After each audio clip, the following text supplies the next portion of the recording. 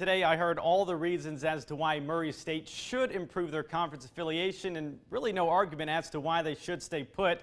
Adam, after the game, head coach Anthony Stewart said that UT Martin is heading into uncharted waters, and that is about the best way to describe a program that has now won at least a share of back-to-back OVC West titles. Now, most weeks McCracken County is worried about fine-tuning their game, but they admit this week with an unconventional opponent, they're spending a little bit more time on Pulaski Academy. Of course, the knowledge and experience helps the players, but even Mickey Garrison himself admits that he's learned a ton. And remarkably, Jonathan Stark attempted 40 shots tonight, which is a new OVC tournament record. His 41 points scored, that is second most behind Bubba Wells' 43. It might be just a 1.5 mile jump from Murray High to Murray State for Rochelle Turner. Adam, head coach Jason Simpson changed the spring game up a little bit this year, actually letting players draft their own teams. I know how it felt, like the hurt and pain. The hurt really stopped me from letting them see that. If that caused me from losing my scholarship to get a job, I gotta do what I gotta do. In the spring of 2016, Joe Este's life changed. My mom, she had called me in the middle of the night. She was like, I just can't do it no more. At that time, Este was helpless, and his coaches could tell something was wrong. I ain't willing to talk about it, you know, it hurt me. But eventually, Este opened up. My mom, you know, wasn't doing good. She said she didn't want to take care of my nephews no more. So both agreed that after the spring semester ended, Este would then take care of them. When I get home, I go see my mom. I said, where's the boys? She said, man, your sister came and took them, which is their mama. My heart hit the floor. I was like, damn, like I might not never get to see these boys again. But not long after, Este received another call. She was like, you need to come get these kids, because I'm not watching them no more. Este then made arrangements to finally get full custody of both his nephews, Chris and Zach. She was always the ones that's in the streets and drugs and, you know, dealing with the wrong stuff. I told her, I said, next time you leave, I'm not giving them back to you. And from there, with the help of head coach Jason Simpson and his staff, Este found a 3-bedroom house near campus. Way better situation than what they was in back at home. What they were seeing was too much at a young age. I was in the same boat as them, living from pillar to pillar every night. Joseph, this bunk bed behind us isn't just any bed. I mean, it's not. It's first time for everything. I mean, it's better than sleeping on the floor, sofa, or any mattress. It's for luxury and comfort to them. What's up, dude? And since their move to Martin, Tennessee, Chris, Zach, and Joe are inseparable, even when it comes to football. It's been really neat to see the team embrace them kind of like their big brothers. It's a real heartwarming when you see their smiles in the hallway. I would have gave up my football career to help them, you know, keep them on track, because I ain't never had nobody to do it for me. In Martin, Tennessee, No, I laid me down to sleep. I'm Justin Beasley, WPSD, Pray the Lord. Local 6 Sports. 38-year-old Chuck Melton is paralyzed from the chest down.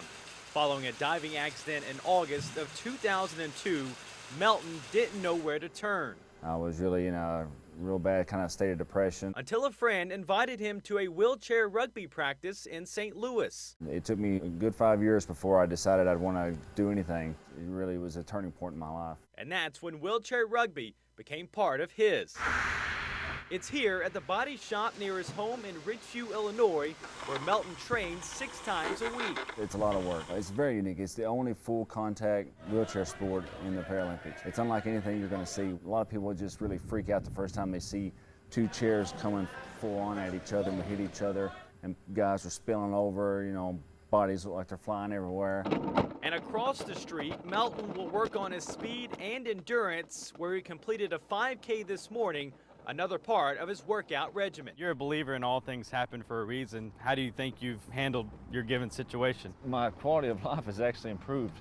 My relationship with my wife and kids are so much better. My relationship with my family, it's given me the opportunity to give back. It's been a blessing. And one that Melton hopes will culminate in a Paralympic gold medal. It's still hard to comprehend that I'm going to get to do this. In Centralia, Illinois, I'm Justin Beasley, WPSD, Local 6 Sports.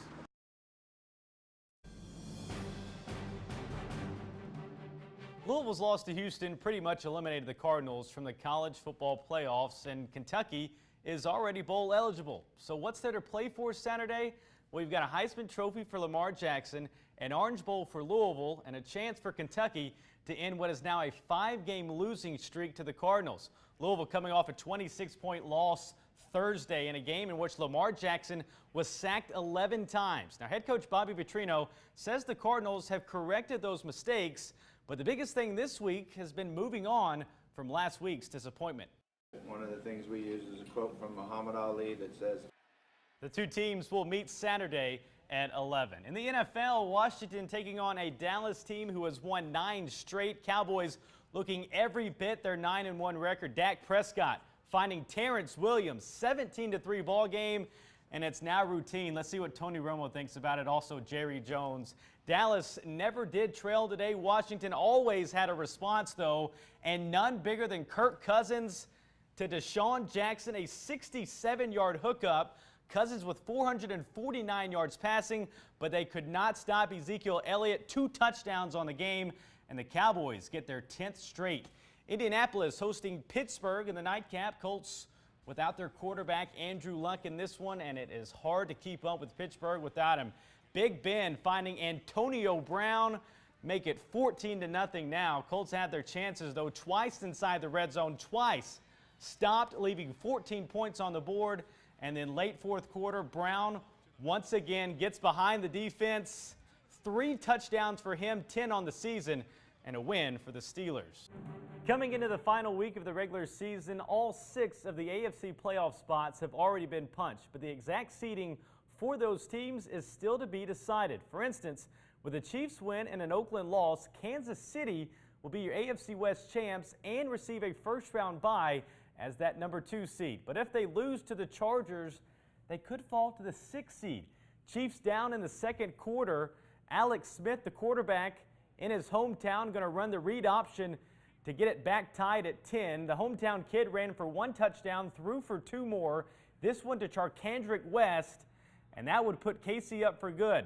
It's not a highlight if you don't see Tyreek Hill, the rookie, going 95 yards on this punt return touchdown. And with Oakland's blowout loss to Denver, the Chiefs are your number 2 seed heading to the AFC playoffs. Elsewhere, the Titans hosting the AFC South champion Texans. Early first quarter, we go on 3rd and 9. Titans corralling Tom Savage. Ball goes into the end zone. Daquan Jones on the recovery. Hashtag tighten up with the early lead. Just before the half, Matt Castle to Rashard Matthews, a team-high 9 catches for 114 yards. Titans up 14. Third quarter lead trimmed to 7.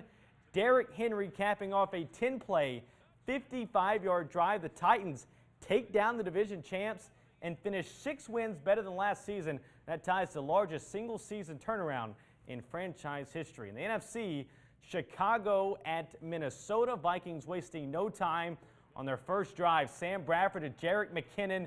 Breaks 2 tackles, diving to the pylon. Vikings up 7. Bears respond with a drive of their own, but Matt Barkley intercepted by Xavier Rhodes. That's 10 for him in the past 3 weeks. Early second now. Bradford good for 3 first-half touchdowns, and the Vikings get the 38-10 blowout win. Bears finish with just 3 wins all season. They'll have the number 3 pick in the NFL draft.